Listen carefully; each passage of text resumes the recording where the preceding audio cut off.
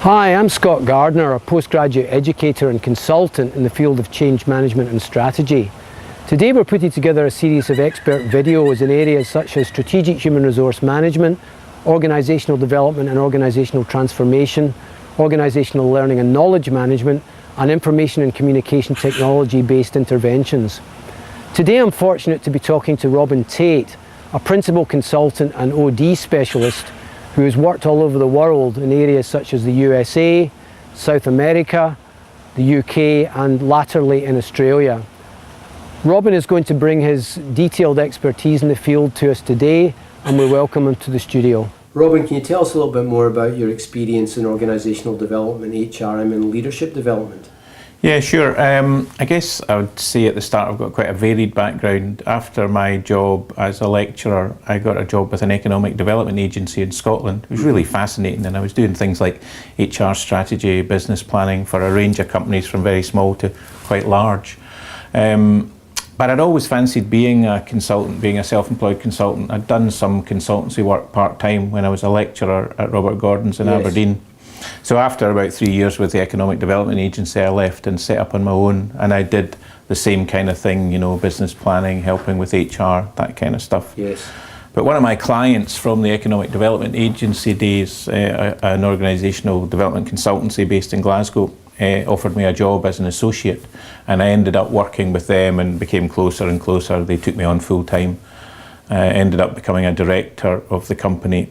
Right. And I managed their biggest account, which was an oil and gas services company, a global company, headquartered in Scotland. And of course, interestingly enough, you started out in a very different capacity in the oil industry. Yeah. I did. In fact, a lot of my career I've been affiliated in some way with oil and gas industry. A lot of my consultancy work now is in oil and gas, and certainly my background in that field, I think, does help a bit. But you've seen it from under the water too. I have seen it from under the water, and you can see a lot more from where I am now, and it's a lot more pleasant, I can assure you. Not quite as cold, and no decompression chambers involved? No, you need to decompress sometimes, but you don't get a chamber to do it in after consultancy work. Based on your experience in the field, Robin, what do you consider to be the defining elements of organisational development practice? Gosh, that is an interesting and rather tricky question. Yes. And I mean, it's a great question to ask. And when I worked for the OD consultancy in Glasgow, didn't start out as an OD consultancy, but we did a lot of training and development, but realised something was missing, and we figured out it was an organisational development mindset. Not that we really knew what that was at the time, and we spent quite a long time figuring that out. And really it's about, I suppose I could characterise it as having a much more open mind to what the issue is that you're trying to face, you're trying to help the client with. And understanding that although clients say this is what the issue is and this is what we want you to do, that might not be the best thing for the client to do. Yes. And that's quite a difficult message to get over for two reasons. One, nobody likes to be told that what they're telling you might not be quite correct. And secondly, you still need to sell your services in as a consultant. So you've got this delicate balance. And it's further complicated for me by the fact that people's understanding of organisational development varies enormously. So it varies enormously in clients. Some clients are very sophisticated and you can have a very in-depth conversation about organisational development. And others look at you askance when you talking about organisational development, never mind the elements of it. Yes. So there's a fine balance to be struck in terms of how you work that dichotomy.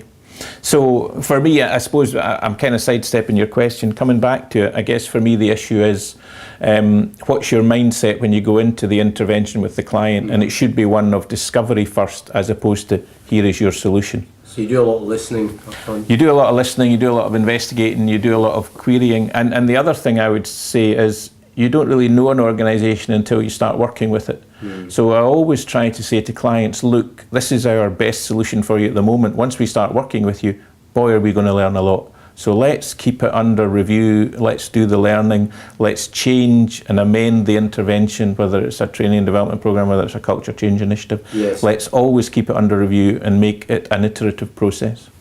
How do you, just from past work that you've done, where does HR fit into the scheme of things in terms of the client's HR department? Because that might be an interesting dynamic, I'm sure. Yeah, it's a fascinating dynamic, and oftentimes for OD consultants, the entry point is an HR director. Yeah. However, and it depends very much on the people you deal with, but sometimes HR directors are not really, you really always want to try and get the chief executive involved for virtually every initiative. And if you're doing something like a culture change initiative without top level support from the chief executive, you know, it's a really hard road. So given the length of the commitment and so on. Well, it's not that so much as how it's seen by senior managers. Right. The issue there is who's sponsoring this, and if it's HR, I mean, sometimes HR directors are politically small p, very powerful in organisations, yes. but obviously the chief executive is the decision maker, the person who folk listen to. So if an initiative has top level support from the chief executive, the chances of it being successful are far, far greater. So I would always try and work with the chief executive whenever possible, or another senior line sponsor. Yes. Robin, you're talking about culture change. You know, famously, culture change initiatives fail. You know, the stats vary 60, 70, 80% relative to their original objectives. Yeah. So thinking back to some culture change work that you've done in the past, what would be the defining elements of the successful ones?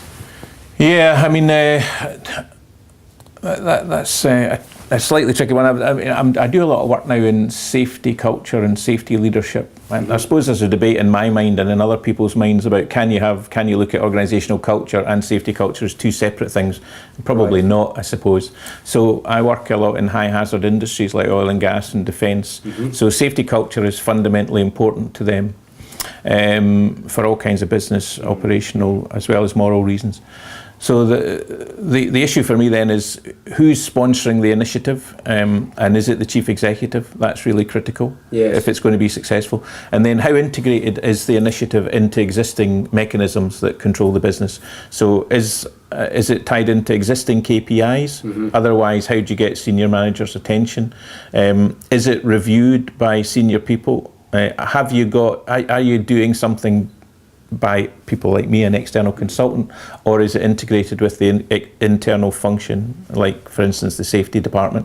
Are they intimately involved with it so that you have the support of the actual people in the organisation who are charged with that responsibility? Yes. So these are elements I think that are really important, but perhaps most important of all is what's this initiative trying to do? And how do you know it's done what it's trying to do? How do you know it's successful? Given the sort of softer measures around culture, of course. Well, yeah, I mean, and that's, I say that, but it's not an easy thing to do because there are so many variables that can affect culture. But the thing is you've got to try and do that, albeit it's difficult, because otherwise, at the end of the day, somebody's going to say, what did we get for our money? They always say that. Might be a year, might be 2 years, might be 3 years later, but they always say, what did we get for our money? You need an answer to that. Sometimes people just want to be seen to be doing something. It's time we had an initiative on this, an initiative on that, and they get a tick in the box for starting the initiative. So for an external consultant like me, it's really worth our while pushing the client to say, how are you going to measure this? Yes. Yeah. And for their benefit and for ours, but I think it's easier said than done. So is there any culture initiatives, change initiatives that stick in your mind as being particularly unsuccessful, and could you pinpoint the reasons as to why? Unsuccessful ones are much harder to talk about, not because there aren't ones, but well, I did do an interesting project with a whisky company in Scotland, and it was a management development program, and the initiative, but it was designed primarily to change the culture, which had been very command and control. The business had been in a lot of trouble, and the senior management team had taken the reins and really micromanaged the business, basically to rescue it, and they did that successfully, because the previous management team had a very laissez-faire approach, far too much, and the business went down the pan. Anyway, so the management development program was part of this initiative trying to cede control back to the middle managers and get them to take more responsibility, to empower them. And the program we ran, I think, was quite good in those terms, but at the end of the day, when we evaluated it, we found that it hadn't actually made much difference in the ground in terms of behaviours or business results. Right. And I think that was because we were asked to do this by the senior management team, and they knew what they wanted, and they said, right, this is the Management Development Programme, and then things will happen. But there wasn't a lot of thinking done by us or by the client about what mechanisms, by which mechanisms this Management Development Programme would change the culture, and how you would check on that, and what the senior management role was. So I think although we ran the programme for a couple of years, and everybody loved going on it, everybody loves training, the actual impact on the business was very hard to determine. It might have done some good, it might have done no good, it might have done a bit of harm, we don't know.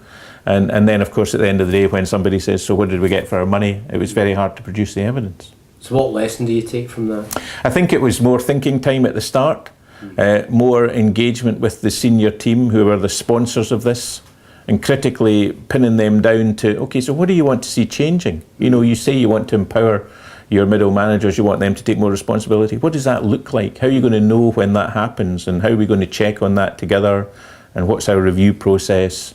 All these kind of things. So more specific objectives would have been helpful. Yeah, because you know, certainly from my own experience and from the literature, you know, senior management can play free and loose with the notion of culture change as a kind of a notion and a nice to have, without, as you say, defining the parameters and the metrics that go with it. Yeah, I think that's right. And it's not easy. It's much easier to get into action than to spend time holding back and doing the thinking and working out. And as you said, to be seen, to be seen to be acting. And you know, people in major organisations are really busy. So sometimes I think we have a lot of luxury, certainly for me as a consultant, we maybe get more time to do some of that thinking and reading around subjects. So, but the pressures are maybe greater, to be fair to senior managers in organisations. Pressures on them are great. Robin, can you tell me a little bit about the typical team building and leadership development techniques used by your company and why they've been successful? Sure. Team building is a really interesting area. And oftentimes I think clients would want, they say they want a team building session. And the first question I ask always is why is that? You know, what's it meant to achieve? So I would always try and get the client to buy a lot of time up front before any intervention, or even to decide if a team building session is what's needed. Yes. So time spent, for instance, speaking to the members of the team who are often managers in the work I do. You know, I say team leader, but it would often be senior level team. It's usually a senior manager who's got other managers working for them, but we can call them the team leader for the purposes of this. But the issues are the same no matter what level the team's at, I guess. So for me, you've got to contract with the senior manager, the team leader, about how you're going to do this investigating stage or discovery stage, if you like, which is about finding out how other people see the function of the team, what are the issues from their point of view. You've also got to, in my mind, you've got to always contract with the senior manager you're working for as the client. You usually get to contract on three things, because when you're investigating issues in a team, there's usually three aspects to it. One is the problem, technical nature of the problem. The other one is the people involved. And the third one is the role of the team leader, the senior manager themselves, because they obviously have an influence on the team, and usually a very significant influence. So I like to contract with them to say, look, I want to go and gather evidence about these three aspects. So the part of that contracting is, are they okay to listen to this feedback from their folks about how he or she is seen by them, and how they function and what impact they have on the team, for good or ill. So you've got to have that deal first before you gather any data and can feed that back. And of course everybody always says yes, because they don't imagine there's going to be a lot of bad stuff coming.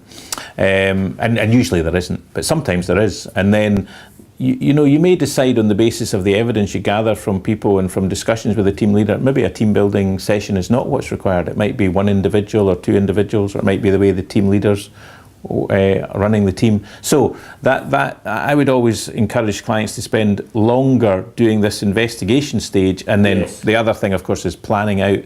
I would often meet with the team leader, always meet with the team leader with the data, and then I present it back and get their take on it. What do they think about this? And I'd say this is what it might be, and that would. So together then we would say, okay, how do we understand this information, this data, and then what needs to happen now? What kind of intervention do we need? How long does it need to be? What are the objectives of it? So we jointly design it on the basis of that. So very much getting the client involved, making them aware of the potential impact of the intervention, and giving them some responsibility and accountability for co-designing and following through, I guess. Yeah, very much so, because you know, the issue is if you've got a whole team and you take them out of the business for 2 or 3 days, that's expensive in terms of time, operational disruption. So you always want to try and get the best use possible out of that time, and the more time they're spent investigating and planning and designing, the more likely you are to have a successful event. Yes. And then, of course, the other thing is, what kind of follow-up are you doing? And so can you get the client to buy a follow-up event, which gives people a target date if changes are to be made or whatever. So that's another thing that's often very helpful. Robin, can you tell us a little bit about perhaps a potential tension between a sort of HRM control agenda perhaps and an OD developmental agenda? Is that something you've encountered in your work? Yeah, I mean, you know, it's interesting in the field of HR. You know, in the old days when I started, we were personnel officers and personnel managers. No one in HR would be seen dead being called a personnel officer now, and all the connotations that has. So HR became the thing, and I think now what's happened is that the people who do the HR job are becoming people and organisational managers or organisational development managers. So for me, there isn't a clear line between HRM and OD. And OD itself is a very kind of fluid concept, and people have very different definitions of it.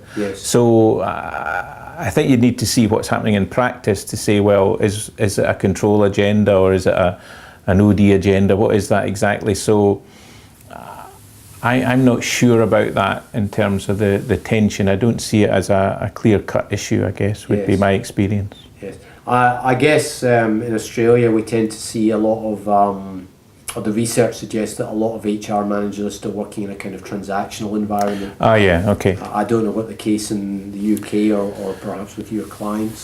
Certainly in my world, with a lot of my clients, the transactional HR stuff has been hived off into service centres, and the HR managers have become business partners, which is more of an OD role. It's more of a collaborative consultant role. It's a much better job. Of course. It's a much more interesting job, and so there's certainly been a lot of that. So you don't have, I mean, the business partners are internal consultants, and they still have a policing role, because they've got to make sure people act ethically and legally and follow company procedures. But they also work in a very collaborative, or they should work in a very collaborative way with line managers to help them solve problems creatively and see things differently. So I think for many people in HR roles, they're often called, in my experience, HR business partners, then they do a bit of the OD role for sure, if you think of OD as solving problems creatively to help the business, which is one way of conceiving of OD, I guess. Robin, could you tell us a little bit more about some specific techniques that your organisation favours for OD interventions and leadership development? Yeah, I mean, so I'd see leadership development coming under the umbrella of OD, particularly if you get the opportunity to jointly design the leadership development. Now that might be to meet the company's strategic agenda. I'm working with a big oil and gas service company, and they have a very clear strategic agenda, which is values-based, and part of the leadership development there is rolling out those values to the people and ensuring that they understand the values. So that's the broad framework. Yes. But then it's also getting them to think about how do they live those values in terms of how they interact with their staff. Yes. So one of the values is being a people business, and one of the ways we help people get to grips with that is we use a technique called think of a leader. It's very simple, but it's quite effective. So we get them to think about a real person that they've worked for, the best leader that they ever worked for, and write down what it was they did that made them think this person was a really great leader, and then how did it make them feel. Yes. And it's really amazingly powerful, because what happens is that everybody's always got somebody who was their best leader, and even though it might have been 20 or 30 years ago, they still remember that person really vividly. And when you get them to talk about their feelings, they say the same thing. You know, I work all over the world with people in all different disciplines, all different companies. They all say the same things about their manager, their leader, making them feel valued, about challenging them to do things they didn't think they could do, and then blow me, they did do it. Yes. So, and then other things like treating them as a person, seeing them as more than just somebody who was there to work. So those are the kind of key things, I think, that leaders do, and what results from that is all kinds of discretionary effort. Yes. Because people feel loyalty, they trust their leader, they're more open, they work harder, and they develop more as people, they enjoy their work more. So part of our job is to use leaders' real life experience, their own lived experience, as in that example, and to make learning an emotional experience. And when people talk about their best leader, even if it's somebody they knew 20 or 30 years ago, they become quite emotional. Sometimes they're still in touch with them. They've become friends, and the power of that exercise is evident to everybody. And when we're going through a leadership development course, we often start with that. And then we can draw things back, tools and techniques like coaching and listening that we're covering. We can tie it back to their own lived experience, so it really makes it come alive. No, that sounds like a powerful technique, and it's tapping into intuitive things that probably we tend to feel as human beings. Yeah. But just because we're in an organisation, these things should not be necessarily put to one side. But I guess one of the concerns that's expressed in the literature and a little bit from my own experience with my consulting work has been that performance management systems sometimes work a little bit against that valuing people in that sense. Yes. And perhaps developing, encouraging that kind of development that you're talking about. What's your experience with that? Yeah, I mean, performance management systems are fascinating for me, and I've never worked with any client on any performance management system where people didn't say we need to change the system. Yes. And they change the system every year or two, and that's not the issue. It's the fact is that a performance management discussion is a really difficult thing to do well. Yes. Because it requires a lot of emotional intelligence, it requires a lot of subtlety. Oftentimes performance management discussions go awry, and then the implications are bad because people get hacked off, they didn't get the rating they were expecting, they it demotivates them, they leave the company in extreme cases. So it's a very difficult thing to do well, and a lot of managers would, in my experience, they would maybe hedge their bets by giving people, the best ratings, by not confronting problems. That's why they have these forced ranking systems, to make managers have the hard discussions. But I do wonder how effective they really are. I heard from one senior manager in a client company I know really well, and he said they'd done a survey of, they were all performance management, this and that, and management incentive program and management by objectives. They had a very formal system, and they looked at what the people were actually doing. And they found that they never looked at their objectives after the discussion until about a month before the annual discussion was, and then they retrofitted what they'd been doing to fit the objectives. Yeah. So it wasn't a motivator, it wasn't a driver. They were driven by the passion for their work and for doing a great job, but not by these objectives. But they knew they had to play the game, so they retrofitted. So all that effort was going into the performance management system, and I wondered how effective. That energy could have been channeled elsewhere. Yes. I worked in a public sector organisation where they had a really interesting system, and when they got a new manager, the new manager had to go around everybody and ask them how they liked to be managed and how they would get the best performance out of them. I thought that was a really interesting and maybe a useful technique. Robin, thank you very much for your time and insights today. Welcome.